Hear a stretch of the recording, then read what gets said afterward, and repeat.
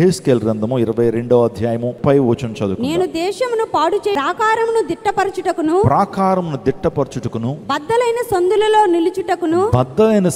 నిలుచుటకును తగిన వాడెవడని నేను ఎంత విచారించినను ఒకడైనను కనబడలేదు.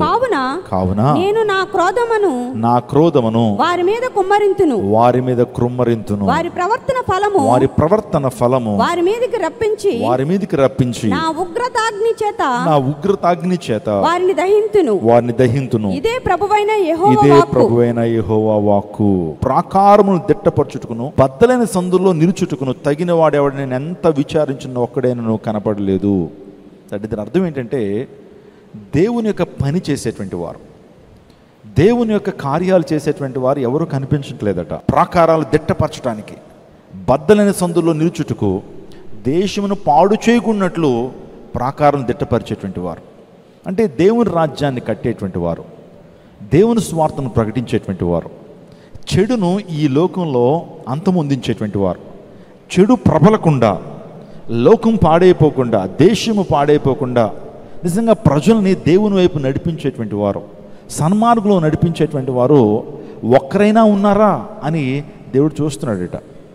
ఈ రోజున దేవుని యొక్క కార్యాలు చేసేటువంటి వారు, దేవుని కోసం నిలబడేటువంటి వారు, బండ సందుల్లో దేవుని కోసం నిలబడేటువంటి వారు, దేవుని యొక్క రాజ్య విస్తరణ చేయగలిగినటువంటి వారు, దేవుని కొరకు జీవించేటువంటి వారు, అందరూ లోకం కొరకు జీవించేటువంటి వారే, అందరూ లోకాశలు తీర్చుకునేటువంటి వారే, అందరూ శరీరాశ, నేత్రాశ, జీవపడమ్మ నెరవేర్చుకోవడం కొరకే జీవిస్తున్నారు. కానీ నా కోసం బ్రతికేటువంటి వారెవరు, నా కొరకు ప్రకటించేటువంటి వారెవరు, నా కొరకు నా విజన్ని, నా మిషన్ని క్యారీ ఫార్వర్డ్ చేసేటువంటి వారు ఎవరు అని దేవుడు ఆయన ఆలోచిస్తున్నాడట. కానీ ఎవరు కనపట్లేదట. వాస్తవానికి ఆలోచన చేయండి, అందరూ వారు సొంత కార్యములే చూచుకొని చున్నారు, కానీ దేవుని కార్యాలు, యేసుక్రీస్తు ప్రభు కార్యాలు చూడలేదని ఈ పత్రిక పాఠ్యభాగంలో మనం చదువుతుంటాం. నా ప్రియ దైవజనాంగమా, ఈ రోజున నువ్వెందుకు నిలబడకూడదు? నువ్వెందుకు దేవుని కొరకు జీవించడానికి ఎందుకు నిలబడకూడదు? నువ్వెందుకు ప్రాకారాలు దిట్టపరిచేటువంటి వ్యక్తిగా ఉండటానికి నువ్వెందుకు సిద్ధపడలేదు? బండ సందుల్లో నిలుచుటకు తగిన వాడెవడని. అవును, బండ సందుల్లో నిలిచేటువంటి వ్యక్తులు కావాలి, దేవుని స్వార్థను ప్రకటించేటువంటి వ్యక్తులు కావాలి, దేవుని కోసం జీవించేటువంటి వ్యక్తులు కావాలి, దేవుని కొరకు రోషంగా బ్రతికేటువంటి వారు కావాలి. అందరూ లోకం అంతా పాడైపోతుందని వారితో వెళ్ళిపోతానంటే కాదు, దేవుడు నీ కోసం చూస్తున్నాడు. ఆయన దేవుడు నువ్వు జీవిస్తామని లోకం ఎటు వెళ్ళిపోతే మనకెందుకు, కానీ మనం దేవుని కోసం జీవిస్తున్నామా లేదా, మనం దేవుని కోసం బ్రతుకుతున్నామా లేదా? బండ సందుల్లో నిలచడానికి, బండ సందులు నిలబడడానికి, ప్రాకారాలను దిట్టపరచడానికి, దేశమును పాడు చేయకుండా. దుష్టుడు ఈ రోజున యవనస్తులను పాడు చేస్తున్నాడు. దుష్టుడు ఈ రోజున అనేక మంది కుటుంబాల మీద పనిచేస్తున్నాడు. దుష్టుడు ఈ రోజున అనేక మంది ఫ్యామిలీస్ మీద పనిచేస్తున్నాడు. చిన్న బిడ్డల మీద పనిచేస్తున్నాడు. చిన్న బిడ్డల్ని బాల్యంలోనే చేరిపోయాలి, చిన్న బిడ్డల్ని బాల్యంలోనే వారి మైండ్స్ని కరప్ట్ చేసేయాలి. వాడి ఆలోచన, వాడు ఆ చిన్న బిడ్డల చేతులు ఏం పెడుతున్నాడు? మొబైల్ ఫోన్ పెడుతున్నాడు. ఇది చాలు వారి జీవితాన్ని నాశనం చేయడానికి. చిన్నతనంలోనే బిడ్డలు పాడైపోతున్నారు. టీనేజ్లోనే, ఆ పసి వయసుల్లోనే, ఆ పసి హృదయాల్లో సాతాడు భయంకరమైన తలంపులను, భయంకరమైన పాపాన్ని వారి మైండ్లోకి చొప్పిస్తూ ఉన్నాడు.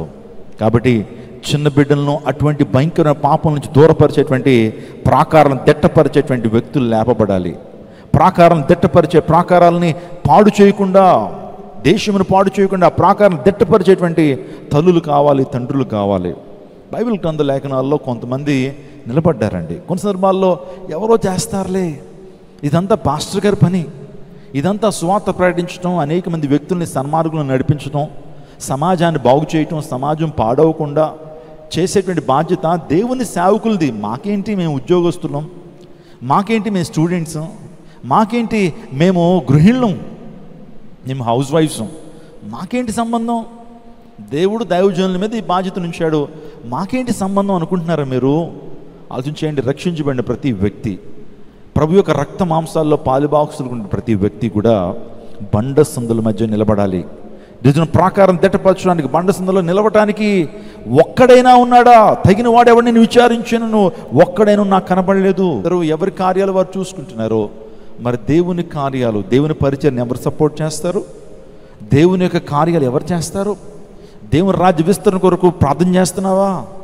ఈ రోజున రక్షణ మనం పొందుకున్న ఉచితంగా కదండి. రక్షణ పొందటానికి నువ్వు ఏమన్నా పే చేసావా? రక్షణ పొందటానికి మనం ఏదో వెండి బంగారులు ఇచ్చామా దేవునికి? మన రక్షణ పొందటం అనేది ఉచితంగా ప్రభు మనకు అనుగ్రహించినటువంటి గొప్ప వరం. రక్షణ గొప్ప వరం. అందుని బట్టే ఆ దేవుని లేఖనం సెలవిస్తున్నాయి, ఓ ఇశ్రాయేలు నీ భాగ్యము ఎంత గొప్పది, యెహోవా నిన్ను రక్షించిన నేను పోలిన వారు, how fortunate you are, how blessed you are. నువ్వు ఎంత గొప్పవాడు. ఈరోజు మనందరం కూడా ఆత్మీయ ఇజ్రాయేలీలు. చెప్పండి, స్తోత్రం చెప్పండి. మనందరం ఆధ్యాత్మిక ఇజ్రాయేలీలు. మీలో చాలామంది అనుకోవచ్చు, యూదులే కదండి ఇజ్రాయేలీలు, ఇజ్రాయెల్ దేశంలో ఉన్నటువంటి ఆ పౌరులే కదా ఇశ్రాయేలు అనుకోవచ్చు. కానీ దేవుని లేఖనం చెప్తుంది, మనం నూతన నిబంధనలో మనందరూ కూడా ఆత్మీయ ఇజ్రాయేలీయులమే. స్తోత్రం చెప్పండి, హల్లెలూయా. అర్థమవుతుందా? మనందరం ఆత్మీయ ఇజ్రాయేలీయులమే. కాబట్టి దేవుడు అంటున్నాడు, ఓ ఇశ్రాయేలు నీ భాగ్యం ఎంత గొప్పది, యెహోవా నిన్ను పోలిన వారు లేరు. పరిశుద్ధ గ్రంథంలో ఇజ్రాయేలు అనేటువంటి మాట కనబడుతున్నప్పుడల్లా కూడా అది మనకు వర్తిస్తుంది. మనం ఆత్మీయ ఇజ్రాయేలీలం, మనం ఆధ్యాత్మిక ఇజ్రాయేలీలం. కాబట్టి ఓ ఇశ్రాయేలు నీ భాగ్యం ఎంత గొప్పది. అందును బట్టి చాలా లేఖన భాగాలను మనం చూస్తుంటాం. పరిశుద్ధ గ్రంథ లేఖనాల్లో 43వ యెషయా గ్రంథంలో ఇశ్రాయేలు యాకోబుని సంబోధిస్తూ మాట్లాడతాడు దేవుడు. అక్కడంటే నువ్వు నా సొత్తు, నేను విలువ పెట్టి నేను కొనుక్కున్నాను, నేను విమోచించి ఉన్నాను అంటాడు. అంటే కేవలం యాకోబుకి ఇశ్రాయేలుకి మాత్రమే సంబంధించిన వాక్యం అది. Regarding this my dear church, ఓ ఇశ్రాయేలు అన్నాడు అక్కడ.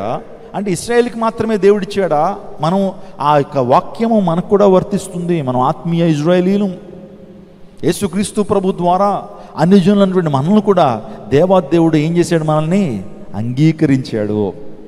యేసు ప్రభు వారు శిలువ మీద కార్చిన అమూల్యమైన రక్తము ద్వారా మనం దేవునికి సమీప బంధువులుగా మార్చబడ్డాం. ప్రైజ్ గాడ్, హల్లెలూయా. మనందరం కూడా అన్ని జనులమే. వాస్తవానికి మనం ఇజ్రాయేలీలం కాదు, సున్నత లేదు మనకి. కానీ యేసుక్రీస్తు ప్రభువు చేసినటువంటి అద్భుతమైన కార్యము, ఆయన శిలువ కార్యం, ఆయన యొక్క యాగము ద్వారా దేవుడు మనందరినీ కూడా పరమ తండ్రికి సమీపస్తులుగా చేశాడు. స్తోత్రం చెప్పడం, హల్లెలూయా. అందుని బట్టి మనము ఆత్మీయ ఇజ్రాయేలీలము. పాత నిబంధనలో ప్రతి వాగ్దానం కూడా మనకు వర్తిస్తుంది. పాత నిబంధనలో ప్రతి ఆజ్ఞ మనకు వర్తిస్తుంది.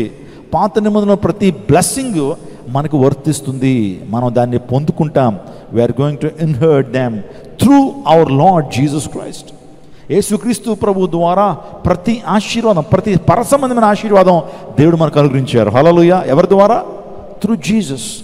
మీరు ఎఫెషియన్స్ 1st చాప్టర్ చదివితే కనుక పరసంబంధం ప్రతి ఆశీర్వాదము నిజంగా యేసుక్రీస్తు ప్రభు ద్వారా మనకు అనుగ్రహించబడుతుందని దేవుని లేఖలు సెలవిస్తున్నాయి. ఉదయకాల సమయంలో ఈరోజున ఎవరు నిలుస్తారు? ఎవరు నిలుస్తారు? దేశం పాడవకుండా ప్రాకారాలు దిట్టపరిచేటువంటి వారు, బండ సందులో నిలిచేటువంటి వారు ఎవరు? నా చిన్న రిక్వెస్ట్ ఏంటంటే, వై డోంట్ యు బీ? నువ్వెందుకు ఉండటానికి లేదు? నువ్వెందుకు ఉండకూడదు?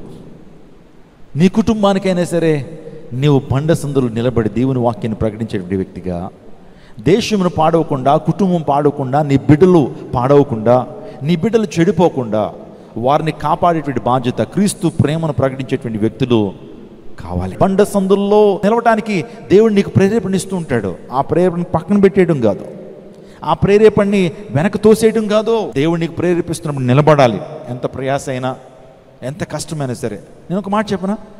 దేవునికి సేవను చేస్తున్నప్పుడు, దేవునికి పరిచర్లో కొనసాగాలని నువ్వు ఆశపడినప్పుడు, దేవుని కోసం ఏదైనా ఇద్దాం అనుకున్నప్పుడు, దేవుని కోసం ఏదైనా చేద్దాం అనుకున్నప్పుడు వెనకాటి నుంచి సాతానుగాడి స్లెడ్జింగ్ ఉంటుంది. నీకు వెళ్తే ద వర్డ్ కాల్ స్లెడ్జింగ్, ఇది ఎప్పుడైనా విన్నారా? ఈ యొక్క ఇంగ్లీష్ పదం ఎప్పుడైనా విన్నారా? స్లెడ్జింగ్ ఎప్పుడైనా విన్నారండి? క్రికెట్ తెలిసినటువంటి వారికి, స్పోర్ట్స్ తెలిసినటువంటి వారికి స్లెడ్జింగ్ అనేటువంటి మాట బాగా వినపడుతూ ఉంటుంది. బ్యాట్స్మెన్ పిచ్ మీద నిలబడి బ్యాటింగ్ ఆడుతున్నప్పుడు వెనకాల వికెట్ కీపర్ స్లెడ్జింగ్ ఉంటుంది, అంటే మాటలు అన్నమాట. సైకలాజికల్గా బ్యాట్స్మెన్ని బాగా కృంగ చేయడానికి వెనకాల నుంచి ఏమండి ఆ ప్లేయర్స్ మనకి వినపడవు కానీ వాళ్ళు రకరకాలుగా మాట్లాడుతూ ఉంటారు. ఈ బాల్ అవుట్ నువ్వు అంటాడు,